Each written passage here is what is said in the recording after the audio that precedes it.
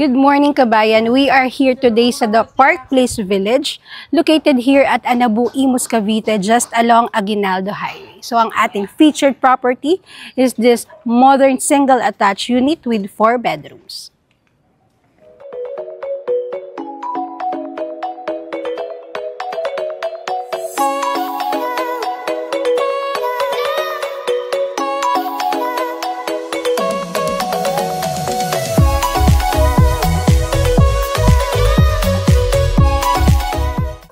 Before we start our open house tour for today, don't forget to follow us on our social media accounts and subscribe to our YouTube channel so that you're gonna be updated whenever we post new house tour videos. So before tayo pumasok, pakita ko lang sa inyo ang community dito sa aking right side. So ganito yan. Dito bakante pa. Yan. Paikot, bakante pa siya, open pa to. Yan. Pero may may-ari naman na. And then, ikot tayo, balik tayo dito. Ayan, so here on my left, ayan, medyo maingay kasi may gumagawa pa yan sa side na yan. So, ayan. So, peaceful ang community, tahimik at maganda ang security. This property has a lot area of 150 square meter and total developed area of 193 square meters. So, ang maganda dito sa property na ito, kabayan, ang location nito is sunrise. So, hindi to mainit sa hapon. Pero ngayon kasi makulimlim, so hindi nyo makikita talaga na at this time, mga around 3, hindi siya mainit. So, we have a vehicular gate. Ayan. May nasigaw lang talaga si Kuya. Ayan. At meron tayong pedestrian gate dito. So, for the outdoor features, meron niyang outdoor lamp, then customized house number, and meron itong doorbell and ang doorbell na may concrete na bubong. So, the pathway is naka-tiles na yan. So, pasok tayo dito sa loob. And, so, medyo elevated yung part na yan. And dito sa ating carport area, kasya ang dalawang sasakyan. Pero nakalimutan kong pakilala ang sarili ko, no, kabayan. This is Tina of Exosia Properties, your PRC and leased salesperson. So, ayun na nga. This is a single attached unit at nandito ang kanyang setback sa left side. No?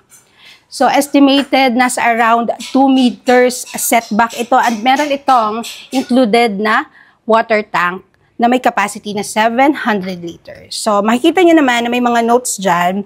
So, this is the service area. So, provision ito for booster pump. So, kung gusto nyo maglagay ng booster pump, may provision na dyan. So, small steps going here. Ito naman yung magiging utility area mo na pwede mong ilagay ang iyong washing machine or dryer. And then, meron na ding faucet. Ayan. And the side garden over here. And a service counter. So, naka-tiles na din yan. And nalagpasan ang service door. So, this service door ay may access papunta sa ating kitchen area. So, ayan. Isasara ko na lang ulit. So, here naman sa rear part, sa likod. So, makita nyo, no, tuloy-tuloy ang ating side garden. Here on the rear part, this way is going to the lanai area. So, this is the lanai area, extension ng inyong dining area, pwede. So, pag may mga events kayo and gatherings, open nyo lang yan. Pwede siya maging extension ng dining area. And, syempre, gated na kanina, no, nakita nyo. And, naka-fence na din ito. So, ang height ng fence ay mas mataas sa akin. But, ang aking original height is 5'2" plus 1 inch. So, naging 5'3" ako. And ganyan yung fence. So, 5'3" siya, di ba? Before we have an entrance sa ating main entrance door, pakita ko lang ang facade, no? As you can see, may combination tayo dyan ng dark gray and white color. So, very minimalist lang yung colors na ginamit sa paint ng ating facade. So, pocket gardens over here. Then, single step pataas. Naka-tiles pa din. And non-skid naman yan. So, this is the porch area going here at our main entrance door. So, tara, pumasok tayo dito. So, our main entrance door is made up of a solid wood. So, ayan. Pasok. And sa likod niyan, andito ang ating switch box. So, ayan. Open na natin para maliwanag. Then, tiles is 60 by 60 ang sukat. And we have a panel here, no? Ang accent natin dito sa ating living area or ating receiving area. And then on this part, so here yung ating dining area. So as you can see, malawak ang ating ground floor. Open layout ito, kabayan. And then ito yung pinakita ko kanina sa inyo doon sa ating lanay. So ayan. Meron tayo ditong sliding door. And meron din niyang sliding net as well. So, pag meron kayong mga birthdays or other celebration, pwede nyo yung i-open, no? Para mas malawak yung ating dining space. And then more spaces here. Ayan, going here at our kitchen area. Here is our kitchen area. So, granite tiles ang ating kitchen countertop and then fitted cabinets as well. Then, itong space na to is our space for the gas range and then range hood naman dito sa taas. No? Backsplash natin is parang color cream yan eh. Ayan. More of counter spaces here, no, para sa ating mga food preparations.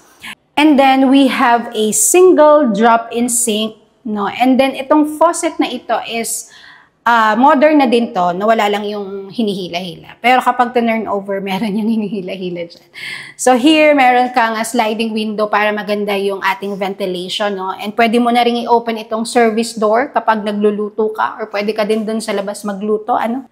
And then we have a kitchen pantry. So yan. Hindi siya pull out. So ganyan lang siya, i-open mo, sara, open. And our bedroom 1 dito sa ground floor, ito yon. Kasya hanggang single to double size bed, no? Medyo didilim lang, kabayan, kasi nga medyo makulimlim sa labas. And meron tayo dito almost floor to ceiling na built-in cabinet. Ayan, diba? Very spacious.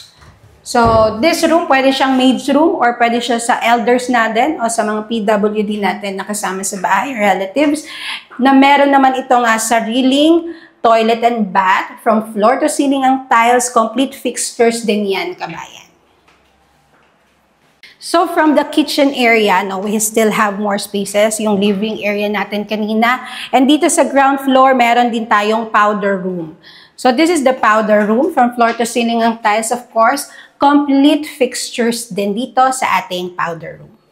So before tayo mag-proceed sa taas, kabayan, just a quick recap lang sa ating mga features dito sa ground floor. We have a 2 vehicular carport. Then naglakad tayo going to the service area na merong free water tank. And then the lanai area that can be the extension of our dining area. Then upon entrance, we have a solid door and then the living area na very spacious. Then adjacent to that is our dining area, na an open concept layout, and then the kitchen area. And we have a bedroom 1 na merong toilet and bath. And of course, meron tayong powder room. So tara at let's check na the second floor, kabayan. Space pa tayo dyan. Ang ating hand railings. This one is a solid wood, and then yung kanyang pinaka-base. This is a tubular. And ang ating thread is made up of a pitong, which is a solid wood, of course. So, tara dito. Sa pag-akyat nyo, makikita nyo na maliwanag. Gawa ng meron tayo ditong malaking window. Fixed window yung 4 na panel. And then this one, sana abot ko. Ayan, na-open to. So, maganda pa rin yung ventilation even dito sa second floor. And ang pasok ng atong natural light. So, tara pa dito. And papapansin nyo, maliwanag pa din kasi dito sa right side, meron ka pa ditong fixed window. Here at the second level, we have a total of 3 bedrooms. So, this is the first bedroom. Okay, tara dito. So, naka-PVC na ang ating flooring, PVC vinyl. And kasya dito hanggang double size bed. So, kung meron kayong mga kiddos, yan.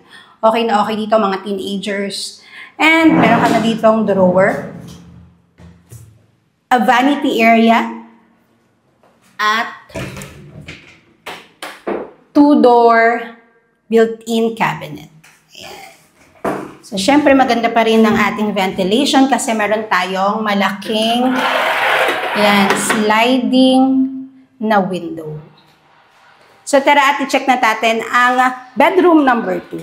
So, for the bedroom number 2, so mamaya na to, here is the master set. So, dito tayo sa bedroom 2. So, yan. Sa bedroom 2, mas malaki siya ng konti sa bedroom 1. Kasya hanggang double size bed.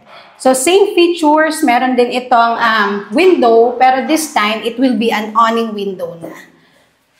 So, this is the vanity area and the two-door built-in cabinet, no? So, every bedroom naman ay merong ganito eh. May vanity area and then meron ding built-in cabinet. Now, let's move on here sa common toilet and bath for the 2 bedrooms. So, medyo didilim lang ulit. Bear with me. Ayan. So, from floor to ceiling and tiles. And this time naman, meron ng shower enclosure. Complete fixtures, meron ding copper-free na mirror. And then dito, here is the shower naman. Ano. So, ito yung kaniyang accent tiles sa gilid. Now, let's move on here naman sa master's bedroom. Okay. So, master's bedroom, kasya hanggang king-size bed. And then, this would be the headboard. Ayan, nakalagay headboard dahil nandito ang ating accent na panel. So, on this side, meron kang fixed window and then awning window sa side na to na may net. Dito rin, same as with the other side. And then, 3-door naman ang kaniyang built-in cabinet. So, from floor to ceiling din ang taas niyan. Okay. Vanity area. And this is also ensuite with toilet and bath. So, shower enclosure. You have a lavatory here. And then, toilet bowl. And this time, meron namang kasamang bathtub dito sa master's bedroom. And even dito sa master's bedroom, meron siyang window. So, maganda pa rin ang ventilation at maganda ang pasok ng natural light. So, ayun na nga kabayan, natapos na ang ating house tour for today para dito sa ating single attached unit na may 4 bedrooms. Merong lot area na 150 square meters, then total developed area of 193 square meters.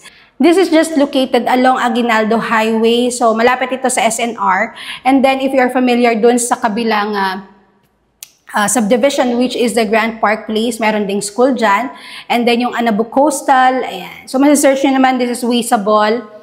Pero, syempre, kung gusto nyo mag-viewing, kontakin nyo ako, no? Tinya Pafexasia Properties. So, details ko is at the end of the video, kabayan. If you like this property, i-share nyo na sa mga friendship nyo. And don't forget to subscribe and like this video. So, thank you for watching, kabayan.